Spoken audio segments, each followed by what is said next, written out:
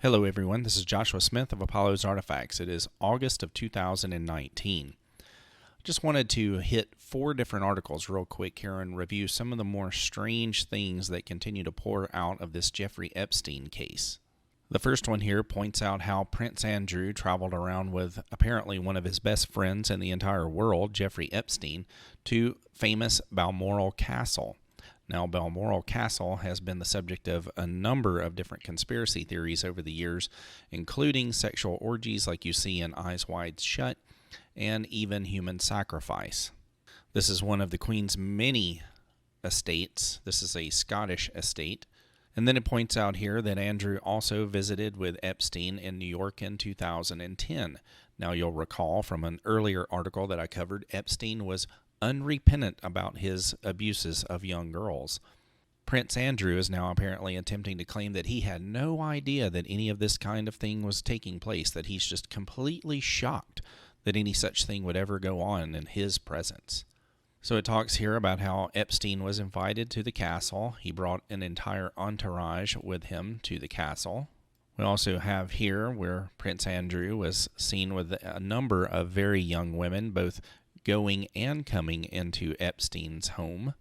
And this is one of the things that seems to be a common theme for these type of people, is that they bring them into these sort of high-class lifestyles, and they're always shocked, by the money and the privilege and the power.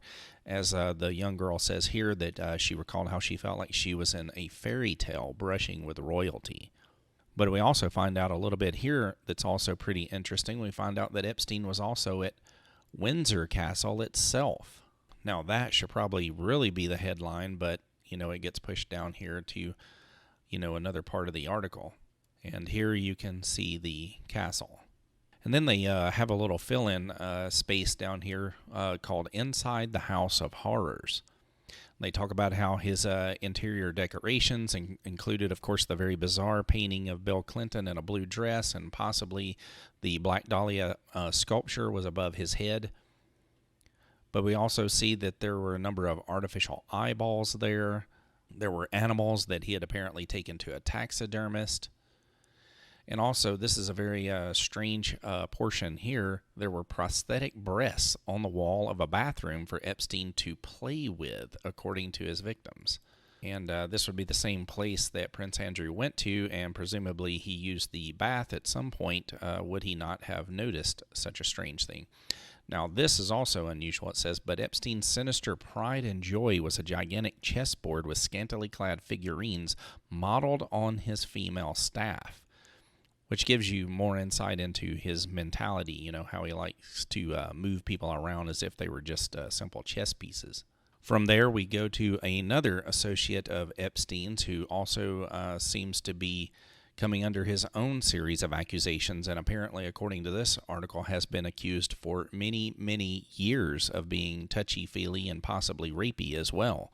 Jeffrey Epstein's French connection, Jean-Luc Brunel, model scout, friend of billionaire pedophile, is accused of raping model and supplying girls to American sex slavery. Now, this is not just one person accusing him in this article either. There are others, and it makes reference to a number of others that are unknown to me for many, many years prior to this. And you can see the creepy-looking dude there. Regardless of whatever he may or may not have done, he definitely looks creepy. But here we get to something that has been a common theme in these rape cases for many, many years. We see that the person began feeling lightheaded as if they had been drugged. And this is something that comes up in the Bill Cosby scenario, is also in the McMartin trial, and it appeared at different times in the Franklin cover-up case as well, the use of drugs. She tells a harrowing story of her memories from this one particular night in reference to the friend of Epstein's. I recall him lying on top of me, trying to push him off. She said in an interview, I remember trying to move but not really being able to, like almost being paralyzed. I heard the sound of my blouse, a black blouse, ripping. I had a black shirt too. I felt him. This is difficult between my legs, pushing. The next morning, she says that she woke up in a different set of clothing than she had on before, and she said, I felt that we had had sex. Of course, that would be rape, not sex. And she said, I know that this happened. Very disturbing. And you can see the, Mr. Burns-esque look on the face there. Then it moves through a series of others who also accused him. This is a third different model when she was only 19 years old. That he subjected her to several different incidents of unwanted touching, hounding her constantly for sex, and then ruined her career when she said no to him. So this is just an example of the sort of a company that Epstein kept. Now we move on from there to yet another very bizarre aspect of his time that he stayed at the MCC, the Metropolitan Correctional Center. Jeffrey Epstein spent hours alone with mystery woman in prison meeting room amid claims he paid his legal team to sit with him for 8 hours a day so that he could avoid his jail cell. And actually, when you get down into it here, it says sometimes he would be in there 8 to 12 hours in a room that was reserved for other attorneys, and then he would keep them out. This is just one more example of how bizarre and how unusual this whole thing is. They said that Epstein being in there for so long with these other people, and primarily apparently this young and attractive lady for many, many hours on end, kept all kinds of other people from being able to go meet with their own attorneys. So he was getting special treatment here, we can see. And so far as I know, the identity of this person has not yet been released, even though it should be recorded in some logbook somewhere. And then I'll move from there to the fourth and final article. This one could have some aspects that are the strangest of all.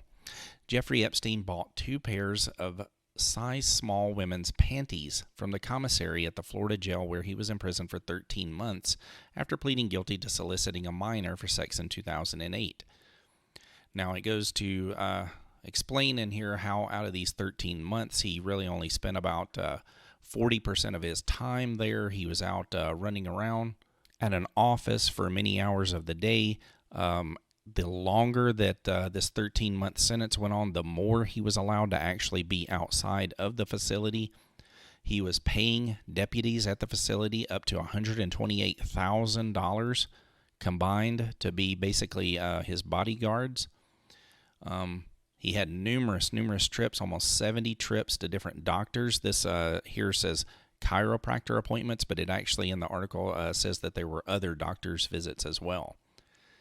It says during this time he had some 800 cups of coffee, which when you calculate it based on the actual time that he was there, it's almost 3.5 cups of coffee per day.